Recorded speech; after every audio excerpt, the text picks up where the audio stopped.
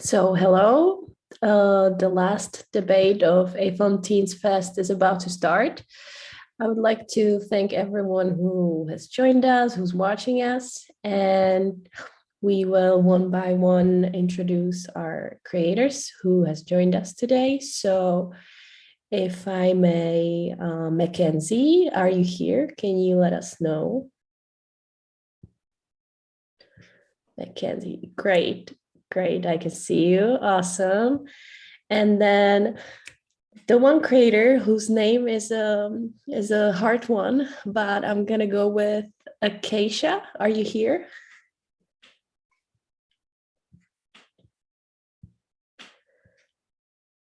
Can't see. Maybe we should spell the name. So, oh, perfect. Yes, we can hear you. Can you please tell me what's the right way to tell your name? Acacia. Acacia? Acacia. Awesome. Perfect. Welcome. Thank you very much for joining us. My name is Kristyna, and together with Michelle, we're going to be hosting today's debate. So, Michelle, do you have anything to add? Introduce yourself. Hello. I'm host number 2, and we should probably start with the first creator. The project Crowd Call and Response. The Real Youth is a sequence of cuts of nature and human interventions in it, supplemented by a DJ mix of a DJ X, also known as Exia Castro. I hope I pronounced it right, or just you could introduce yourself and tell a little story maybe behind the movie. Hi, I am Acacia, and I would like to acknowledge that we live on the unceded lands of the Musqueam, Squamish, and Tsleil-Waututh nations. And I'm zooming in on so-called Canada, Vancouver. I'm happy to be here. Oh, welcome. So, what led you to the idea of creating the short film concept like this? Well, I grew up around a lot of water protectors, and I am one myself. I always thought of many ways I could try and spread the word. And when I found out that I could make a film, that's when I thought oh, maybe I can this is my calling, how to spread the word. And I was given the opportunity by Envision Real Youth and Sarah School of Music. It was their first get together. And so many youths across so-called Canada all came from Sarah School of Music to make films for their songs they had already made. But since I didn't make one, but I remembered I am a DJ, and so I just asked my auntie if I could sample some of her songs, and so I just made my DJ mix, and then took me about a day to make, which was good, but yeah. To be honest, I didn't expect that you would be so young. Can you tell us how old are you? Well, I'm 11. I'm turning 12 this Friday. That's kind of impressive to me. I think it's a really brave way how you could express your feelings towards something that you are surrounded by, and it makes definitely sense to me. And I was just wondering, what would you like to change in your country or in local, like your local problem, what exactly is something that it's on your mind, like from like this ecological perspective or environmental? Well, something that I would like to change is like all the pipelines running through so-called Canada, like all through Turtle Island, because it's like transferring like a lot of oil, and if any, like if it breaks and spills, then if it goes into the water, then we won't really have any like clean water to drink or use. So yeah. Yeah, it's great that you have this like very like adult thoughts that you could express by your art. Did you have any experience in DJing, or it was like your first time? Well, I did. I was invited before to a queer arts DJ fest, and that's where I was taught by DJ Osho how to actually like DJ and stuff. So after that performance, my mom bought me a DJ setup. So yeah. That's great. It's amazing that you have such an amazing support, that you're able to do your music, but as well your film, and you could present it on this platform all over the world. I think that's great, and you have like such a huge like thought in it, and it could be impactful for like all the different ages, and because this fest is from a different like age group. So I think it's really interesting from at least my point of view. Uh, what what led you to this like cuts? Did you prepare those cuts before, or it was really random? You just go to the places that you thought they're most likely to be shot, or what was your process of filming your film? Well,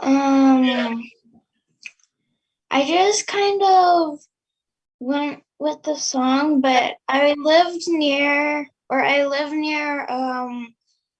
a place where there's both like very natural things, which is what I needed, and also a lot of man-made things. So first I like shot all of the natural, like all of nature and stuff, and then I got to the parts where it was like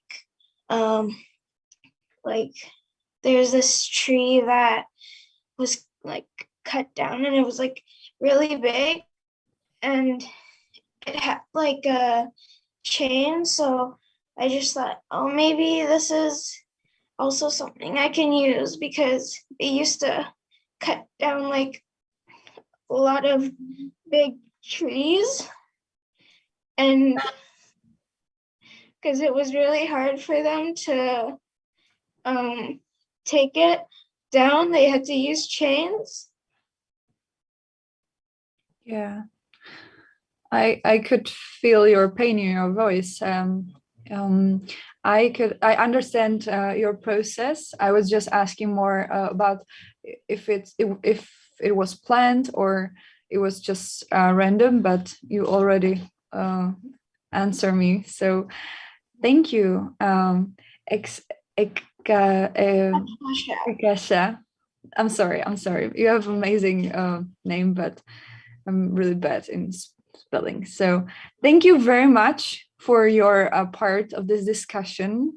Do we have any questions from the chat question? let me check. Oh, no, but you could still type down on the chat box if you have any questions for this young filmmaker. And thank you very much for this part and for your presentation. Thank you.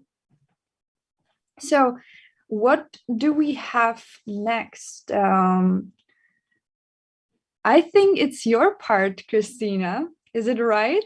Yes. Now let's go and take the sunlight to Mackenzie. If he's ready. Yeah. Hi. Hey, Mackenzie, how are you doing? Good. How are you? Good, thank you. Could you tell us a little bit about yourself and how you got into filmmaking? So, I'm Mackenzie. I'm zooming in from Richmond, Canada. So like Vancouver, Canada, where Acacia is from also. Um, how I got into filmmaking, I I think it was actually just a film program that actually got me into it.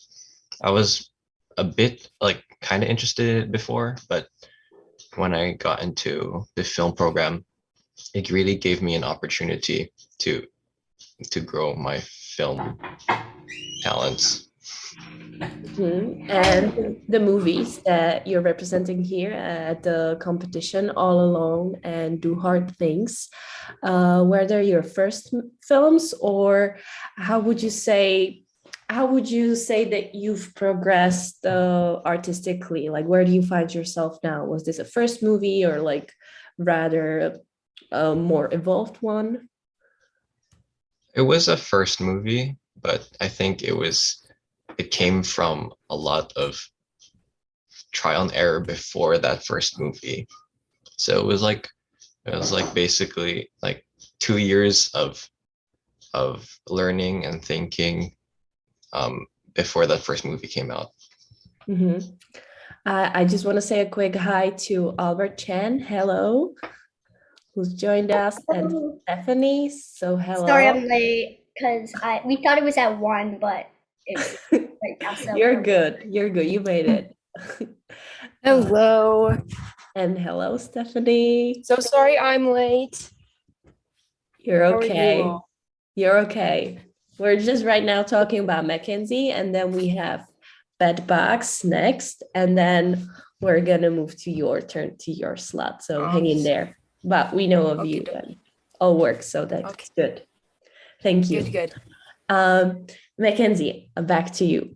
I wanted to ask because both of your movies are, I would say, rather inspirational, and they have this like do big things, choose fear, choose happiness over fear. That was the message of the movie, I think. Why did you decide to go this direction? Actually, it was kind of like an accident. I did not plan it before. I was just sitting down on my computer thinking of what to write for my script, and I saw this book called Do Hard Things, and I was like, that sounds like what I've been doing before. So I decided to use my personal experiences and just make it into a film. Um, I guess I also wanted to show other people that um, you can basically what you can accomplish if you're just willing to do hard things. Mm-hmm. And what is it for you? What is it, the hard thing that you had to do in order to evolve? Uh, it was mostly pushing past my comfort zone in like exercises, like workouts and tricks. Yeah. And the movie All Alone is set in a total isolation where a little boy is wondering where everyone went. Why is he alone? What's happening? I'm guessing this is a COVID related movie. Do you feel like the isolation maybe gave you a chance to explore your artistic skills, or how did it influence you to be in isolation? Oh yeah, I think it did. It did really. It gave me more time to explore filming and editing. So yeah, it did. And who is this little boy that's running around? It's my little brother. Great. So you use your brother as an actor. Yeah, I did. Mhm. What was the work like? What was the work like relationship balance? Oh, it was fine. I think it went okay. There Did was he no like big the outcome? arguments. I think he did. Mhm. That's what he said. I don't know if he thought differently, but that's what he said. That's what he said. And what has helped you to find hope in the silence and emptiness during isolation? I think connection through friends online and like just having like just seeing life through a lens of gratefulness, basically. Mhm. And do you think that filmmaking can also be like a little refugee or like a little thing that you can go to when you feel alone? Oh Like, yeah, all the hard things I did. Yeah, those are also something to hold on to. mhm. You say in the do the hard things, you say that just by doing the hard things, we can get better and we can actually grow. What or who pushes you to do the hard things? So I'm actually more self-motivated than some of my friends. I think it just comes natural to me. Some reasons for that might be because I'm homeschooled, which means I actually time manage in order to get my schoolwork done. And by doing that, I think I train myself to actually have some self-motivation. And also, I think a friend who joins you is really beneficial because I had someone who did all like the crazy stunts and workouts that I showed in the video with me. Well, I didn't show him, but um, yeah, it really helped me with the motivation. So it's like a win-win scenario. You motivate him and he motivates you. That's awesome, the balance. And why do you think people choose to do the easy things rather than doing the hard ones? I think it's just our nature. We're inherently lazy because if it's like if there's an easier way, we just take it. If it's more efficient, we take it. So because we just don't like using too much effort. And I think that's a good thing because if we do, um, we wouldn't be alive because we would always try to do the hard things. But like I think there has to be a balance because um, you gotta do hard things in order to grow, but you can't just always do hard things because that's you're gonna like burn out. You're gonna just it's not gonna work. Mhm. Well, what is your next hard thing? What are you currently working on? Um, finishing school. That seems to be one of Yeah, the hardest. yeah, it's still pretty hard. And your school is film school, or you're doing another one like on top of that? That's film related. Oh, I'm still in high school, so yeah, so that's a big one. And what about the film program that you said got you into filmmaking? What other projects did they have you make? Mm, actually, I haven't had the chance to join it for another time, but I don't know. Some ideas are going through my head. I don't know if Mhm. I'll actually make the films, but who knows? And what is your biggest dream? Be it feature movie or I don't know, like write some script. What do you think? I don't know. I know all big questions, but mm, I'm actually not sure. I don't know. I might have to get back to you on that one. it's okay. I'm fine just by the one that finishing high school is like the biggest milestone. And then you'll see what's next. Yeah. Perfect. Well, tell your baby brother, not baby brother, but little brother actor that we said hi. And Okay. Sounds good. I wish you all the best for the next movies, and Yes. I hope you keep them inspirational because I feel like people need hope. So it's good to see that on screen. Thank you for that. Thank you. Thank you. Now I'm giving word to Michelle. We can't hear you. Oh, Now we sorry. can. Now, perfect. So thank you very much for Mackenzie. And now we're gonna go to the Bryn's Wright. He's a filmmaker from US in the under 10 category, whose animated film from the world of insects shows how humans treat these tiny creatures. The main idea of the film is to find a solution how to get rid of garden pests in the natural way. Instead of the chemicals that kills insects, humans should use animals that feed naturally on these pests. Hi, Bryn.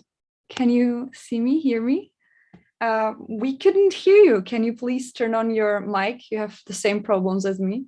Oh, thank you. Hi. Hello. Welcome. How did you come up with this idea? Well, I came up with this idea at first I was just playing with these kind of things, making random little play figures. Then I got introduced to this kind of type of animation called claymation. So I decided to test it out. Oh, so it's a clay or plasticine? Is it right? So it's a Yeah, clay. yeah. It's a clay. It's like colorful clay. It's a kind of special clay, so when you Oh. were done making the thing, then you can actually bake it. So that's why Wow. I have all my other friends here. Oh, Hello. can you show us? Sure. Which ones would you like to see? I have all except the lizard. Wow. And But it just dry, or you have to put it in the oven? Oh, you have to put it nice. in the oven for like 8 minutes, but then next time you come out, then they're just dry. Mm-hmm. Wow. So you have little sculptures. Definitely. And do you have the apple, like the inside of an apple, or it was a tomato? I'm not sure. It was a tomato, but I don't have it right now. But I have both sides of the tomato. The other side is, you saw it in the credits. It's not just. Oh, yeah. I love also that you were so creative also on the very end of the movie, where all of the credits where you still have a lot of I mean, space I for don't want to make it boring. It's fun. It was definitely not boring. It was so fun, so much fun. What is your relationship to bugs? Are you sometimes afraid of them? It's kind of the thing, like with with the ladybug, I'm fine, and the spiders, if they're like just tiny little jumping spiders, I'm like, okay, hello. But if they're like big ones, big ones, I'm like, okay, I'm just gonna give you your space. Goodbye. Of course. But you still don't want to kill them. You want to, No, I yeah. don't. I mean, like, I feel like when you do something like that, you can do the circle of life. And that's exactly what I did with. Wow. In fact, that's what got my idea for the movie in the first place. Yes. But I'm still like really impressed in this, like being part of this festival. How many like young people are so brave and have this like adult thoughts that they are not afraid to express them in their art. So that's really amazing. How did you get into filming? Do you want to be a professional filmmaker when you grow up? Yeah, I think so. I think I would like to. And what I is think- your future plan? Do you have any like specific idea or dream that you want to one day have like your own like feature film with the animation or live action, or what is your future plans if you have one? I have an idea like how I can keep going with my film instead of like and I also want to try other kinds of films like right this second. I'm not working on a claymation. Instead, I'm working on a 2D animation. I've already done some part of it. We're working on testing it out, but I'm experimenting. We're experimenting. Yay. No, that's great because the process is really important in art. And you have to love it. Do you enjoy the process? The process of animation. Yes. I mean, it can take long hours. Like, I could sit in my mom's bathroom for 2 or 3 hours, just going on the iPad, just clicking away. Oh, you do it with your iPad in the bathroom. Really? I thought it was like Yes. some kind of like background people like helping you in real studio or something like that, or in school. So tell us more about it. No, but I think I mostly did it myself. And the only two things that my mom and dad did were my mom bought me the clay because I don't have my own money. And my dad set up the lights because they're burning hot. But still, the most of the work you did it. So that's great. I hope that one day we could hear more about you, because I thought it was really like enjoyable part of this festival. So thank you for that. And I think it's really nice to have like this deeper meanings behind the movies, especially when you're super young like you are. So I hope one day what do you think, is it possible for this couple 10 or 20 years to get to this point where everyone is like this, like eco-friendly or environmentally friendly? Do you think it's possible? I think maybe, but I know that a lot of things, some people like to have different types of yards. Others like to have a humongous tropical yard like us. I swear. It's like Hawaii in our backyard. Yay. And then others like to have it like a little cute little desert. Tiny little plants, which don't have as much bugs and aren't. But it's people's choice if they want to do eco-friendly or not. Of course. We're not hating anyone. And like my last and final question is, your inspiration came from the garden that you have in your home. Yeah, and I think we found pretty much all 3 of the main stars. You know, this man's been in our yard before. He's been in our garage before. And this guy's we used to have tomatoes and now they're gone. So now we have solution from your great idea, right? Yes, we do. Amazing. So thank you very much, Bryn, for this part. And now we have to skip some other participant, but we're gonna go to the next movie, which is Diana's Best from Meredith Johnson. We will discuss this next film directly with the main actress. Good evening, Stephanie. Hello. Hello, and welcome to A-FilmTeensFest Fest. What time is in your country? It's 10:30 Oh, nice. in Colorado. Wow, we're 1834, so that's Okay. kind of interesting. It's so weird. So fun. Yeah, it is. So I'm gonna introduce a little, really quickly the film. The film we're going to talk about now is from an American director, Meredith Johnson. Meredith is also a narrator who sings the story of Diana's life. Am I right? Yeah. She's talented. Too talented. Yeah, she's amazing. Yeah. Diana doesn't believe her because she doesn't look like ordinary girls. She has freckles and curls her hair, but she finds her happiness just when she realized that it's best to be yourself, and that's the best version of herself.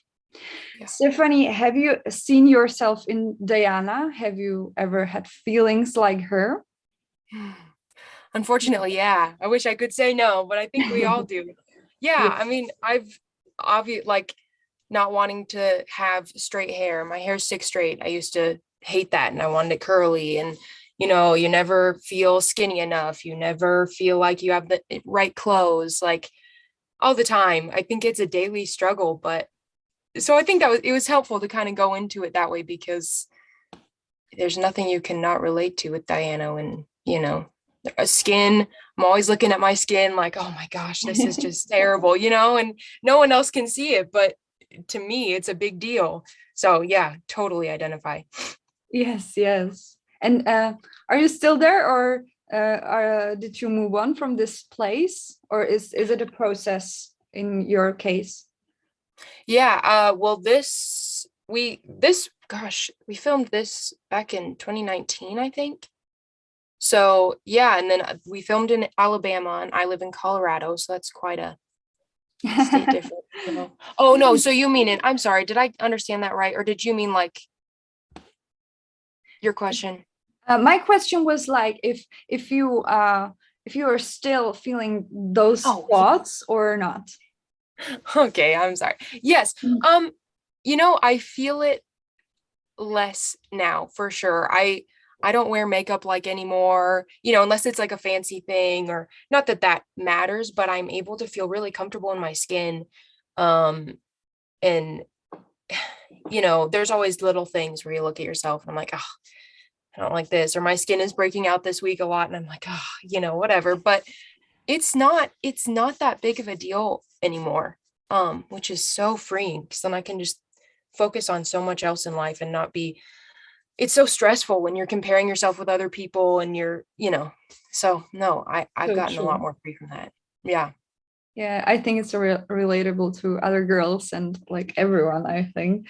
Yeah, sadly.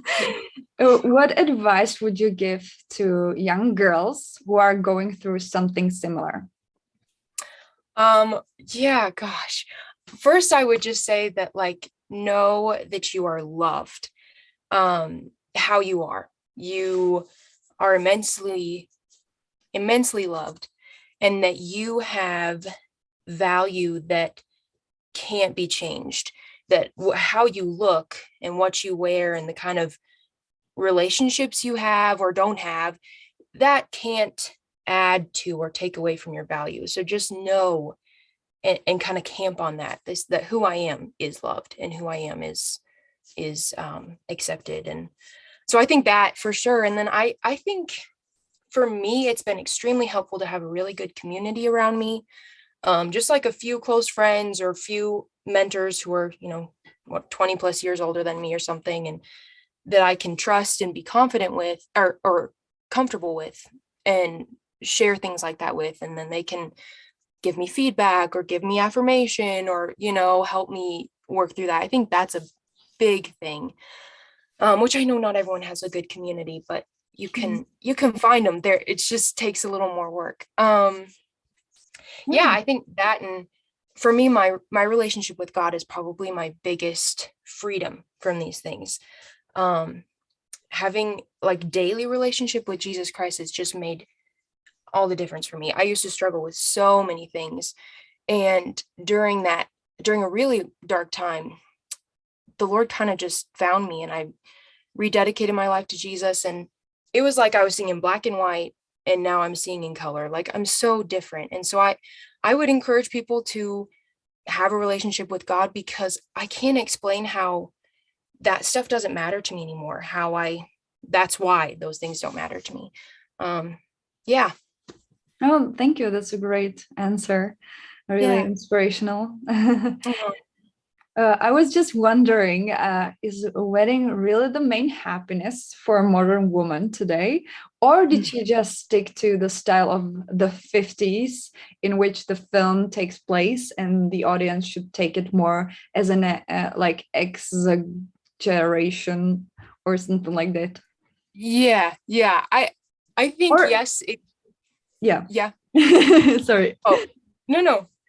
Yeah, I think it is kind of more, I don't know if you call it like like symbolic and more of, an exaggeration.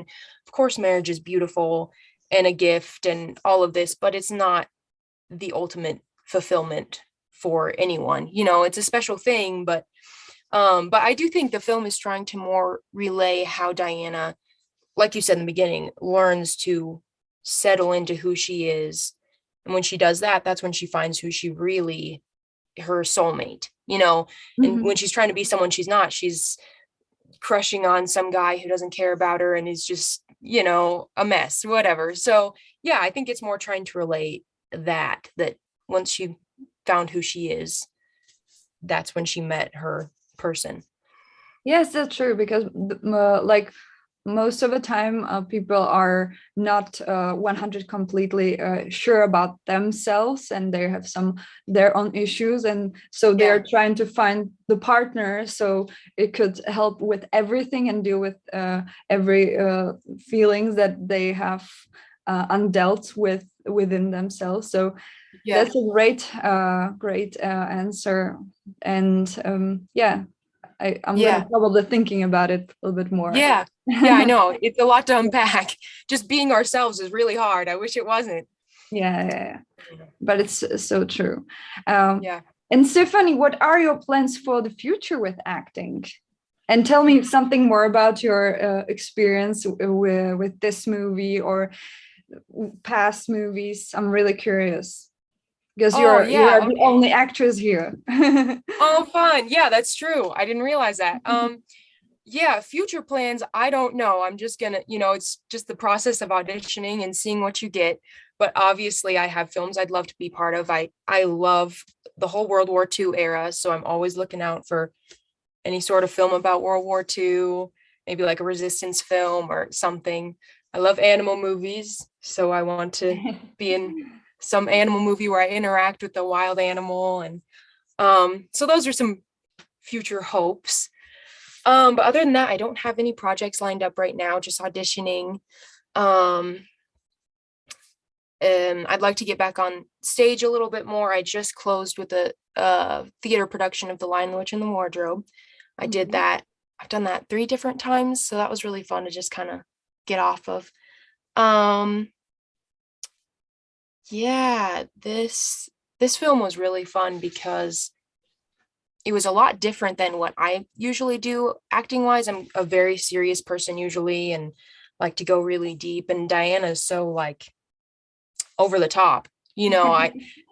Meredith's made note for me every scene when we were filming was like, Stephanie, just more, just big, just be crazy. And so it was kind of fun that way. It really made me trust Meredith and just be like, okay, the director's going to guide me. I'm going to go over the top. So that was kind of a fun experience. I remember one day, in the beginning of the film where the lemon gets thrown and Meredith catches it. We were filming that, and then Diana gets hit. Does Diana get hit in the head? Wow, I'm blanking. Anyway, I just remember the one day that we were filming and I had to get hit in the head with a lemon over and over. And so they were throwing the lemon at my head and I just, it didn't hurt. And I remember the guy who was throwing the lemon just felt so bad that he was throwing a lemon at my head. That's a memory that sticks out to me. That was so funny. No pain, no whatever, but it's just so weird what you do for movies. Yes. So yeah, does that a good enough answer? Do you want more? I was wondering about Meredith. Meredith, is she a singer or she's just multi-talented? She's just multi-talented. I don't, she kind of will have like more a focus in this area, and then more like it kind of ebbs and flows. She acts, she directs and writes, and she sings. Wow. Yeah, records her own music, writes her, kind of irritating when, she's awesome. Yeah, she was fun to work with. Yes, so definitely you should greeting from us, and that we were impressed by her as well as with you. Awesome. You did also Aw. a great job, and Thank I you. really love the whole like visual part of the movie. I think it's so like eye-catching, and like the Yeah. whole aesthetic, like 50s, and the cuts and the singing, and I don't know, I really love it. So thank you Good. Oh, I'm for so glad. your Thank film you. for it. Thank you so much. And Oh, thank I'm you so for glad. this little interview with you as well. And Yeah. yeah, and thank you very much. Thank you so much. Thank you. This is amazing. So thank you very much, Stephanie. And let's move on to the next one. I think it's what is next? Kristyna, Next. do we have anyone here already? Yes, we have Andrew. Okay. We almost missed it by an hour, but made it. Thank you. All right. So this is your part. Yes, thank you. Hi, Andrew. I guess I'm saying hi to the Big Apple, New York. Yes. Hello. So can you introduce yourself? Let's just start off with you, and then I'm going to say a few sentences about your movie. Hi, I'm Andrew, and my movie is The Butler and the Ball, and it's just about being courageous, following your heart, and finding connections with other people. Mm-hmm. The movie, when I talk about the narrative, is about, I say, a neglected boy who's just relaxing at home, really having nothing to do, when he sees an ad on TV on becoming a butler for a famous singer. And he decides to go for it because no dream is ever too big. And he ends up befriending that butler and having a companion to have to spend time with. I wonder, who is that singer? Was it some actor or someone you know? Yeah, that singer was actually my dad. That's what I thought. And you were joined on his Zoom account, right? Because I saw Yeah. a profile. Okay. Yeah, And whose idea was it? Did your dad it was encourage my you? idea. Yeah. We're just looking for something to do over the summer, so And that's what you decided to do. yeah, basically. That's so cool. And your dad can sing really well. Actually, he didn't sing it. So recorded it, and he played the recording while he just mouthed the words. So he didn't actually sing it. Okay, but was it his voice? Yeah, it was his voice. Okay, perfect. I wonder, you're actually the director of the movie, but you're also the actor of the movie. So, on being both the actor and the director, which role was your favorite and how different are they? Well, both of them were my favorite because I could just figure out what I wanted to do with the movie, and then I could just act it out to see if it played. So yeah. So was it maybe easier that you didn't have to tell anyone else what to do because you yourself did it? Yeah. And then, but I had to tell a few people what to do, like stand here, say this. Yeah. And what about like giving orders to your dad? How did you like it? I liked it very much. Bossing him around. Do this, do that. And who came up with the story? Both me and my dad. How was can you like introduce us a bit the creative process behind the script writing? So we were making it, and I said, well, why don't we just add like something that like is me, basically, an adventurous kid who is just going on an adventure to just find connections with someone, you know. And he said yes, and I'm gonna be in it too. Was it his idea to play in the movie, or was it your idea? I think it was both of our ideas. I said, well, do you want to play a small part in it, but not that small, like the second actor, like star actor, whatever. And who was the behind the camera? That was my other dad. Ooh, So. Nice. So really family movie. Pretty much. That's awesome. And what did they say when they saw it? Whose role was it to kind of edit the movie? It was me and my dad again. So, so all together, did you ever just... have some kind of fight over how it should look? No. No. He just agreed to it. That's awesome. So you had the main say in it? Basically. But he contributed to it. He gave me ideas. Yeah. And what inspired the main character Ashton? Do you see yourself in Ashton, like the neglected kid? Yeah, I see myself in Ashton because, well, he's basically just me, an adventurous kid who's just going around, just trying to have fun. So. And you say it to yourself, the main message of your movie was to be adventurous and follow your heart. What about you? What is your big dream that you're chasing? My big dream is probably to become like a better actor. So do you see yourself more as an actor than director? Well, not that much, because both ways it's kind of better, because either it's like it's both the same. Either if I'm on set, or just making people do what they're supposed to do, that's just both the same to me. So that way you can be like an auteur, you can do whatever all of the things of the pre-production and post-production of the movie. That's kind of refreshing, right? To have that freedom,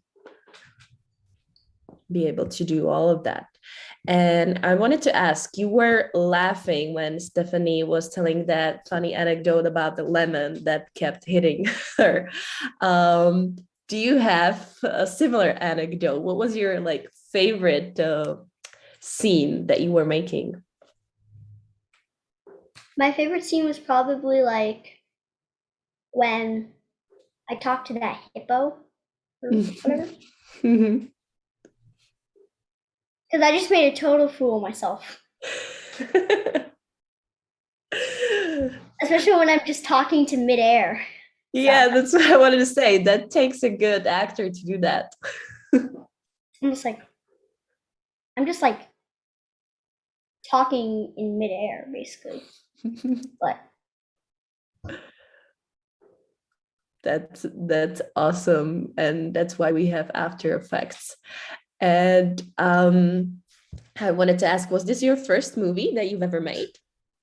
Yes, it was. And are you planning any next movies? No, but family is trying to push me to create a sequel to the Butler and the Bull.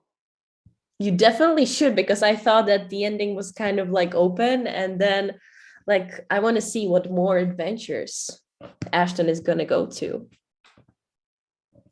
with his new companion. So definitely, and come on, it's more bossing around your dads. I think that's a win. Okay, and how long did it take you to make the movie? So we started 3 summers ago, and we started it. We started half of it. Give me a second.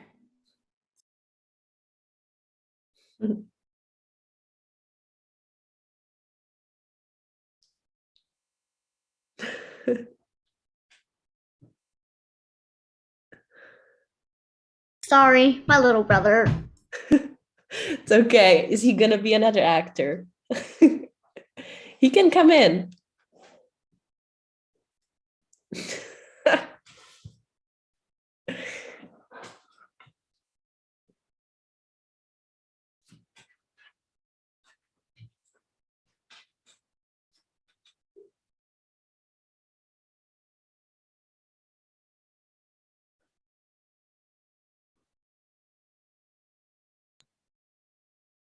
Sorry. Did he want to play? He just wanted to annoy me.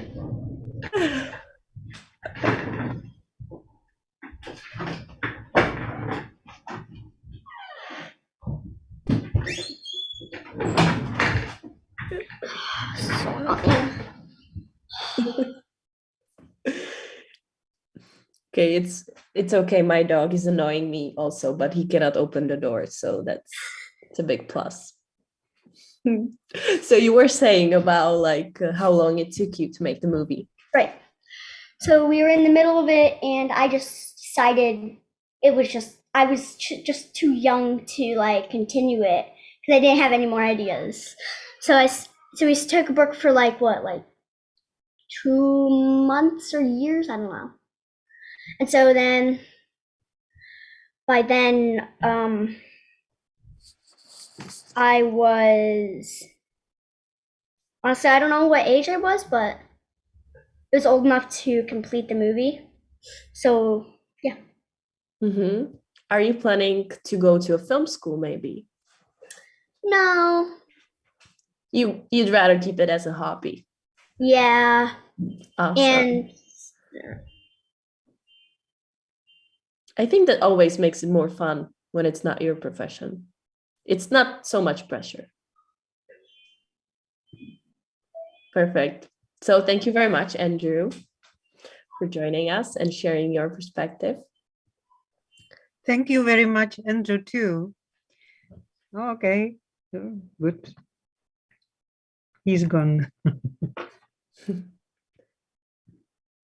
Okay. I wanted to greet you, Andrew. I'm director of the festival, and I enjoyed what you were talking about. So, hello from Prague. Hello? hello. Okay. Okay, sorry to interrupt you. It's no problem. I think we have our next author, Varsha. If you hear us. Hello, Varsha. Are you there? Hi, Great. Hello. How are you? doing well. How are you? I'm good. Thank you. I'm glad you joined us. It's nice to join you. Where are you currently and what's the time? It's almost 10 a.m. in Vancouver, Canada. It's almost 7 p.m. in Czech Republic. So I'm not jealous of you because I'm gonna go to bed sooner. You have the day ahead of you. Yeah. So let's talk about your movie. Remember this. I thought your movie was about gratitude, respect, positivity, and taking care of one another. Wanted to ask what inspired you to make this movie, and why did you turn it into a film? Yeah, for sure. I think that I was inspired because it was a very challenging time, shortly after the pandemic hit, and the moments of beauty that would break through it, where it was like very terrifying, and also there was moments where I would see people clapping at 7 p.m. and I had never seen that kind of community gathering before. And so I think because too, I was having both a very hard time, but also having a really amazing connected time with the few people I was with, I felt very inspired to capture it on film. Mm-hmm. So your movie is full of beautiful shots of close up of, I'm guessing, your friends, your real friends, right? They're all, yeah, real friends and family. Because it was really like I could almost touch how real the connection was between all of you. So I thought that it was beautifully captured. And can you tell me like what came first? Because there's like a really nice voiceover, I would say, that could maybe act as like a poem or like a short story. What came first, the actual script or just maybe the visuals? The script, yeah. I was thinking about like how I would remember the pandemic and where I'm from and rooting myself in that place. And then, of course, the community and the landscape become part of the visual experience after writing the poem. Mm-hmm. Would you say that it was like almost like writing a diary, but directing a diary and shooting it on film? Yeah, definitely. Yeah, it felt very personal. And who do you address the movie to? Um, I think community, like the people that surrounded me during that time. Just some context is that I was living at school and the pandemic hit, and then our school shut down and the whole community dispersed. And we were quite an international community, and we had 7 days to leave where we were living. And so it was really heartbreaking because people were going across borders, and I wasn't sure when I was going to ever see them again. And um, this was the group of people I found myself living with shortly after that. And so I think there was a lot of just need to reaffirm the community connection because we weren't really sure when we were going to get to see each other. So I think that like that was what I was making it for, was to show people that the love would endure the distance. Mm-hmm. That's awesome. And did you get to reconnect with your friends who had to go like back home, I'm guessing, across the borders? Lots of them for sure. It's different. We'll never live in the same place ever again in that setting. But luckily things have opened up. So in different ways, we've gotten to reconnect. Mm-hmm. I think that you managed to capture something that's like so like fleeting, like, but the emotions are there. They're real. They're there to stay. I wanted to ask, how did you get into filmmaking? Are you are you studying, or have you studied a film school, or is that something you did in your free time? I've never gone to film school. Most of my filmmaking is self-taught, that I just found it to be this amazing medium that was creative and reached a lot of people, and storytelling, but also very visually artistic. And so I had made a film for my undergrad thesis, and that was kind of like my big project. And so now I really believe in the power of film, and I work with an organization called Real Youth and teach youth how to make films because of all the ways it's been positive for me in my life. I want to spread that. Mm-hmm. And are you currently working on a film yourself? Actually, these days I'm not working with the medium of film. I've moved towards textile art. And so I've been doing a lot of clothing construction and natural dyeing with flowers. Mm-hmm. So my art mediums are both digital and also lots of textile work. So did the pandemic move you to another direction professionally? Yeah, somewhat. Just various work that I've been doing. I think that my creativity is I'm interested in lots of different things. And pandemic, it gives you a lot of time. It's given me a lot of time and made me really have a newfound care to understand where things come from around me. And that's why I've been really interested in slow fashion and sustainable textiles, to think about, how to make art that's also kind to the earth. Mm-hmm.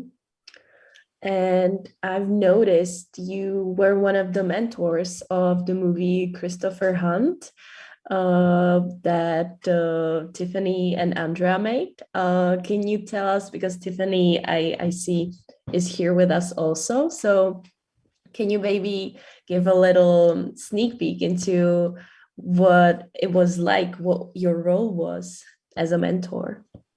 Yeah. Well, it's really interesting because I myself was being mentored to mentor others.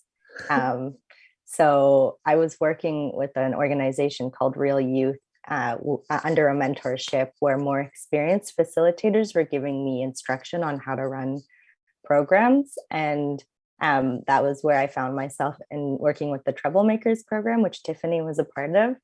I think that for me in my own artistic experience, it's not enough to just do creative work for myself, that I really thrive when I see other people having the opportunity to be creative as well and getting to express themselves. And I think just it's always the most incredible experience of, particularly when you're running online film programs, it's difficult to communicate. There's technological issues. And so many times you hear people say, there's no way I can do this. And then time and time again, they produce an amazing film. So I just find it to be so amazing because people are doing things that they never thought they could do. And I get to learn so much in the process, where some people go way above and beyond anything that I know how to do. And I get to learn. So yeah, it was a really special experience. And the program that Tiffany was in was all the more amazing because it was intergenerational. So younger folks were working with older people in the community, and they were building relationships, and they were sharing stories, and they were making art. So just really meaningful connections were built. That sounds awesome. I wonder maybe if Tiffany would like to join us at this point. She can hear us. Hey, Tiffany. Hi. Thank you for Hi. having me. I wonder, can you tell us a little more about your program, Troublemaker, that the Christopher Hunt film was a part of?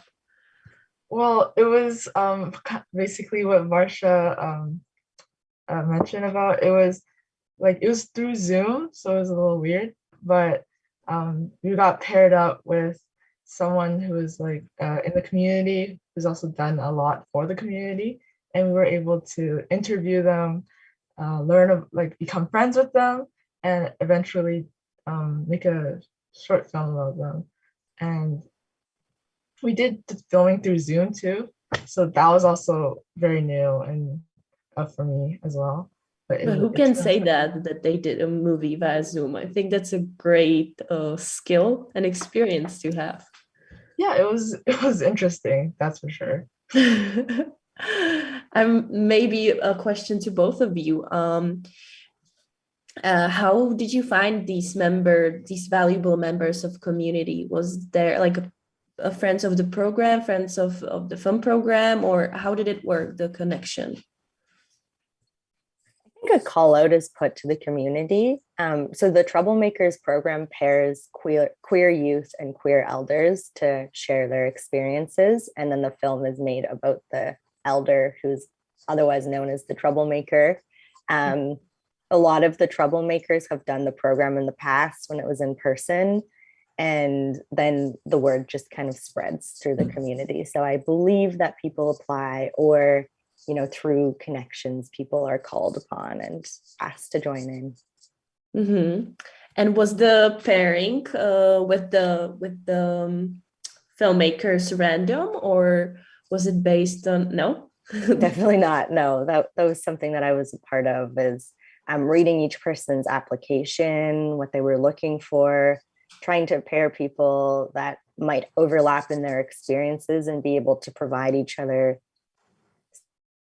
some sort of connection or yeah, just some sort of greater understanding. And also sometimes, it's good to not be with somebody that's exactly like you. So maybe there would be somebody that had something to offer that you were looking for, something like that. I wondered, Yeah. Tiffany, did this actually happen? Can you tell us more about your relationship and getting to know Christopher? Well, I didn't know that it was paired up. I thought it was random, but thankfully I got paired up with Christopher, and my friend was my partner. So that's where I kind of thought, oh, maybe this is not so random. But Christopher is just so nice. Me and Andrea, my partner, were pretty nervous at the beginning, but he broke through those barriers and we became friends like immediately. And he's just done so much in his life, and we were always in awe and in shock about what he has done. Like he was a banker and a volleyball player while also being a drag queen. So it really inspired us, and yeah, it was just such an honor creating a short film about him.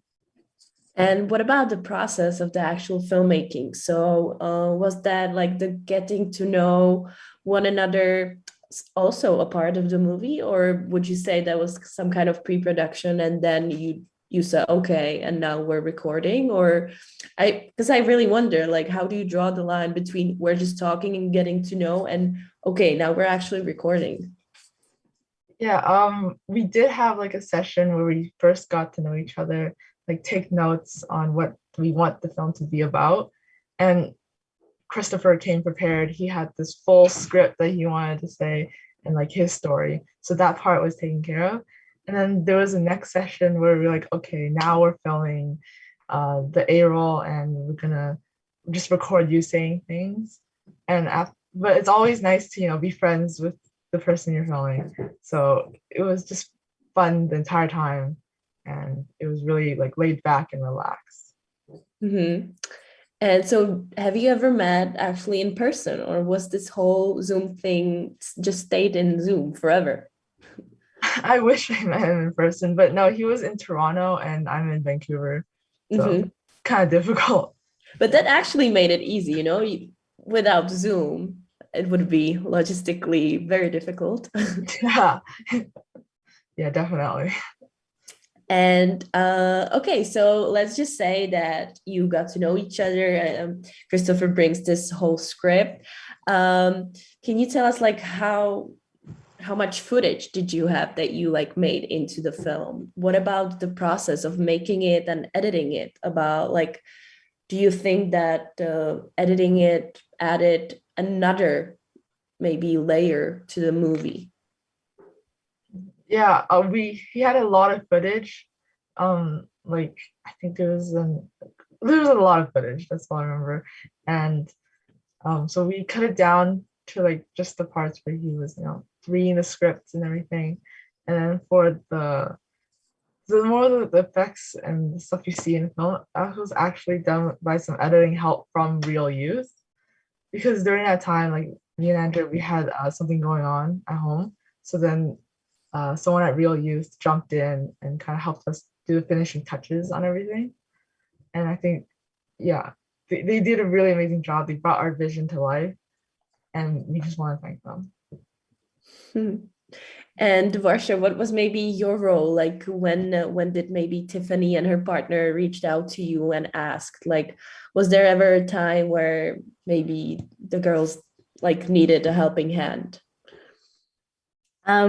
I mean, I think Tiffany and Andrea are actually very experienced filmmakers, and this isn't their first film. They'd made another film in a previous program, which is why we wanted to pair them together to continue their trajectory. But we did participate in some other pairings. Sometimes there was challenges around timing and how to basically communicate the story in the short period of time of the program. That there's so much in somebody's life to share. How would you ever choose what to tell? So yeah, we sometimes helped guide people to make it more concise so that they could communicate something rather than say a little bit about everything. But yeah, you know, Tiffany and Andrea and Christopher seems to really get on really well, and very evident in their film, which is very powerful. That's what I thought. And Tiffany, did you what was the process like? Did you ask question and then let Andrew speak, or did Andrew just kind of like, did you have to, like, was he talkative a lot? Did you have to like tell him, no, I want to hear more about that? Or I just really wonder, what's it like, the interaction when the person is not next to you? We just asked him a few questions at first, but then he started really warming up. So, and he just went on long tangents about sometimes random things, sometimes related things. But we just wrote everything down just in case we needed that, or in case he wanted that to be in the film. But in the end, we kind of organized our notes together and sent it to him, and he created his own little script about what he wanted to say as well. I see. And kind of like a more broad question, do you feel like there's enough queer representation on the screen? That's a very difficult question, but I think currently we're moving towards more and more. And I think there needs to be more, but I think we're making process when it comes to like mainstream media and like Hollywood, you know, with definitely more queer filmmakers too. And I think on screen there also needs, it's not just the quantity of representation, but also the quality. Like, are you using stereotypes? Are you hiring like let's say like a trans person to play a trans character? You know, it's also about quality. I think we're really progressing here. And can you tell us a bit more about the other projects that you worked on and maybe you're working on? Do you stay in the dedicating your art to queer community? Yeah, I hope so. I'd like to think so.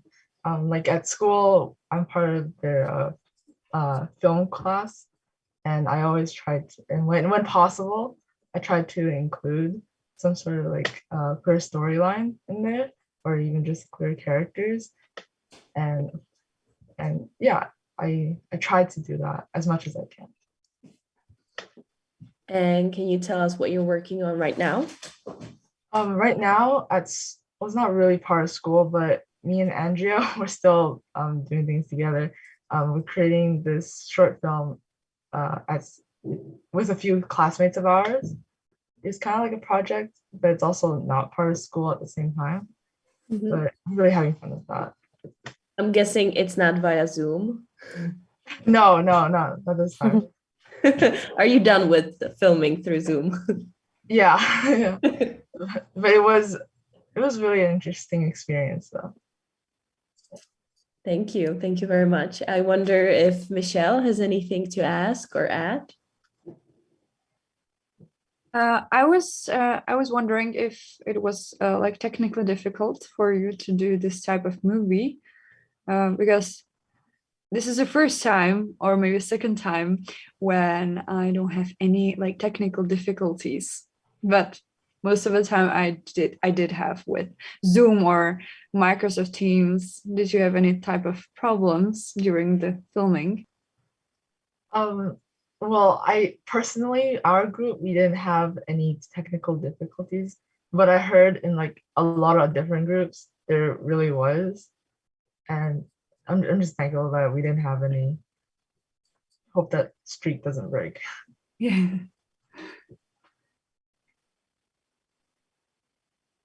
Kristyna,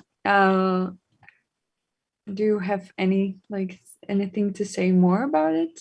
Or No, just that I'm very excited to see more work and more more movies from this amazing project. I've never heard of anything like that, of like connecting people from community with young filmmakers.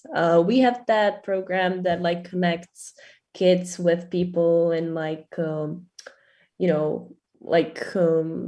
grandmothers, grandpas that are actually not their relatives, but it's just I think an added value that there's a movie, there's actually some art coming out of it, and I think that brings a better perspective and bigger understanding of the person and of his or her life. That's awesome. So I ran out of questions because it was also inspirational. So I think we don't have any questions from the audience.